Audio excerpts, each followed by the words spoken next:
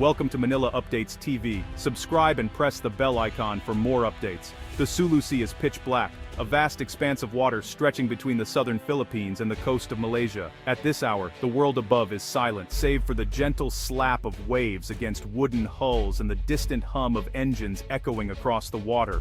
Cutting through this darkness is a small cumpet, a traditional wooden boat, its bow slicing cleanly through the inky water. The boat is barely visible, blending into the night, its silhouette only occasionally revealed by the glint of moonlight on the waves. Its engine hums quietly, a low, steady sound that betrays neither urgency nor fear.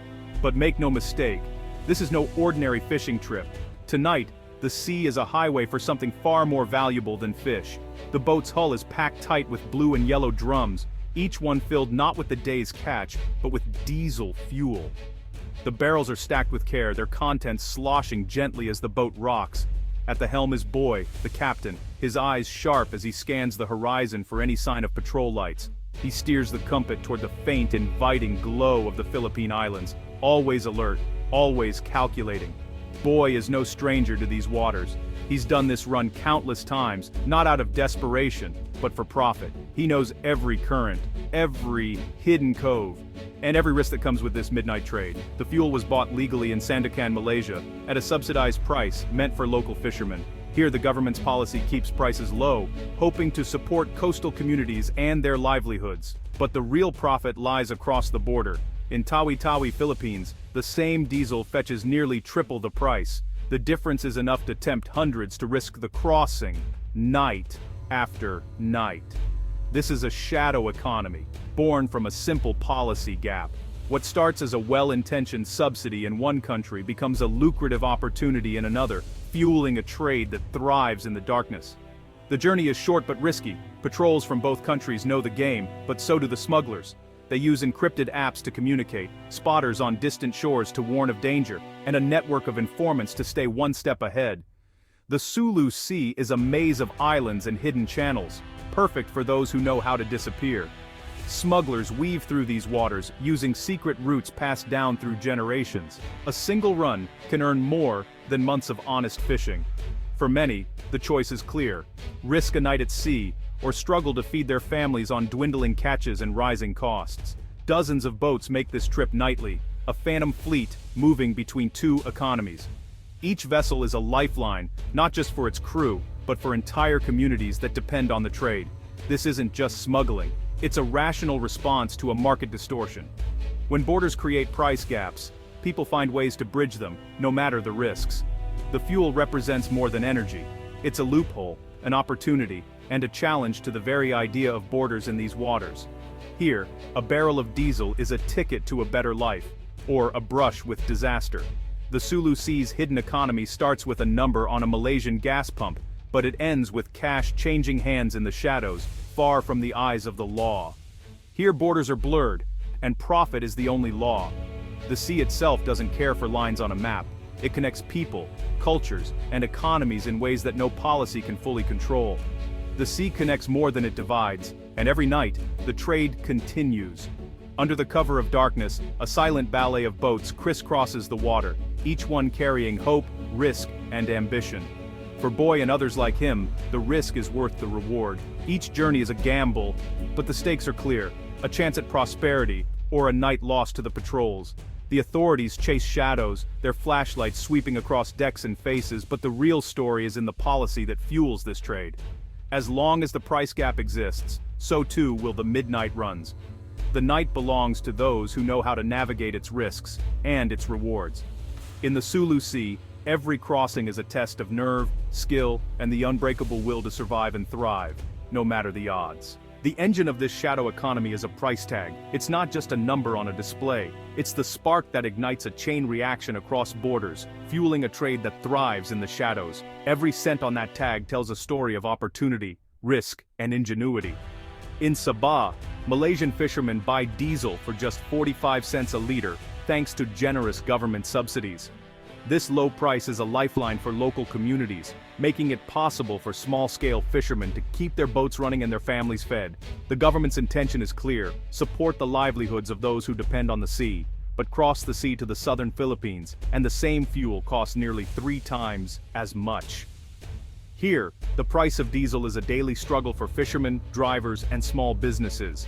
The difference isn't just a matter of economics, it's a matter of survival for many families. This price gap is irresistible. Buy low in Malaysia, sell high in the Philippines. It's a simple equation, but one that has profound consequences. The lure of easy profit draws people into a risky game where the stakes are high and the rewards can be life-changing. The subsidy isn't just a discount, it's a built-in profit for anyone willing to take the risk. For some, it's a chance to escape poverty. For others, it's a way to supplement meager earnings. The system, designed to help, becomes a magnet for those seeking a better life, no matter the cost. Smugglers can earn over $1,500 in a single night, far more than a month's honest fishing. Under the cover of darkness, boats slip across the water, carrying fuel that will fetch a small fortune on the other side. The risks are real: arrest, fines, even violence, but the rewards are too great to ignore. Quotas and paperwork exist, but they're easily exploited. Loopholes in the system allow fuel to slip through the cracks, and officials often look the other way. The rules are clear on paper, but in practice, enforcement is patchy at best. Fishermen sell their unused allocation or become smugglers themselves. For some, it's a side hustle. For others, it becomes their main source of income. The line between legal and illegal blurs, as necessity pushes people to make difficult choices. The fuel is bought legally, the crime is in its destination. What starts as a routine transaction at a gas station ends up fueling an underground economy that stretches across borders and communities. The system turns a government subsidy into untaxed profit. Money changes hands in the shadows, and the state loses out on revenue meant to support its people. The cycle continues, feeding off the gap between two prices. The real border isn't on the map, it's in the price difference. Lines drawn by governments mean little compared to the invisible line set by economics. Where there's a gap, there's a way. As long as this gap exists, the trade will thrive, boats will cross, deals will be made, and the shadow economy will continue to grow, adapting to every new rule and regulation. The policy meant to help fishermen has created a lucrative black market. What began as a well-intentioned subsidy now fuels a network of smugglers, middlemen, and opportunists, all chasing the promise of easy money. The story is written in numbers, not desperation. It's a tale of two prices, two worlds, and the choices people make when opportunity knocks. In the end, it's the numbers that drive the trade, and as long as they add up, the story will go on. When we think of black markets, we often imagine desperation and poverty driving people to break the law, but in this case, the story is different. This black market isn't just about poverty, it's about policy, it's about the unintended consequences of government decisions, and how those choices ripple through society in unexpected ways. The Malaysian fuel subsidy, designed to help citizens afford energy, created a market distortion so big, it made smuggling not just possible but logical. The price gap between Malaysia and its neighbors became a magnet for opportunists. Smugglers aren't simply criminals, they're entrepreneurs exploiting a loophole created by policy. They see an opportunity where others see a crime, and they act on it, moving fuel across borders under the cover of darkness. The subsidy gives a select group access to cheap fuel, creating a two-tiered market, one for those who benefit from the subsidy, and another for those who don't. This division fuels resentment and ingenuity in equal measure. Where there's disparity, a secondary market always follows. People find ways to bridge the gap, turning scarcity into opportunity and risk into reward. The risk is worth it. One successful run can out-earn a month's legal work. For many, it's a calculated gamble, not a desperate act. The illegality is in the destination, not the purchase. What starts as a legal transaction in Malaysia becomes a crime only when it crosses a border. Smugglers see themselves as businessmen, not thieves. They operate with strategy, networks, and negotiation, traits you'd find in any legitimate enterprise. Enforcement alone can't fix a system that rewards this behavior. As long as the incentives remain, so will the smuggling. The black market is a rational response to flawed policy, not just a symptom of poverty or greed. It's a shadow economy born from the gaps in the official one. In the end, this isn't just a story of crime, It's an economy born from a government line item, a system shaped by the very policies meant to help. The Sulu Sea is a maze, thousands of islands, reefs and channels. The border is short, the cover is perfect. Smuggling boats vanish among coves and mangroves, outmaneuvering patrols. Local knowledge is everything. The sea is home turf. Social ties run deep. Families and communities span both sides. These networks arrange buyers, provide safe harbor, and warn of patrols. Geography and kinship make enforcement nearly impossible. The sea connects, not divides, and the smuggling network thrives on this. Authorities face a three-dimensional challenge with limited resources. The smugglers always have the advantage. In this labyrinth, the sea itself is their greatest ally. The border is just a suggestion. On maps, the border is clear. On the water, it's invisible. No fences, no checkpoints, just open sea. For locals, the border is a suggestion, not a rule. Smugglers blend in with fishermen, crossing in minutes. Proving intent is nearly impossible. Paperwork is often in order. By the time a crime is clear, jurisdiction has shifted. The sheer volume of boats makes enforcement a guessing game. The border bleeds. Legal and illegal trade flow freely. Smugglers exploit the gaps between laws and patrols. The state's authority fades. Profit and opportunity take over. Here, the map's line dissolves into a gray zone. Malaysian authorities know the system is being gamed. Seizures and arrests are announced, but the root problem is policy, not enforcement. The subsidy structure, fuel quotas based on registration, creates loopholes. Fishermen can sell their quota or become smugglers, all under legal cover.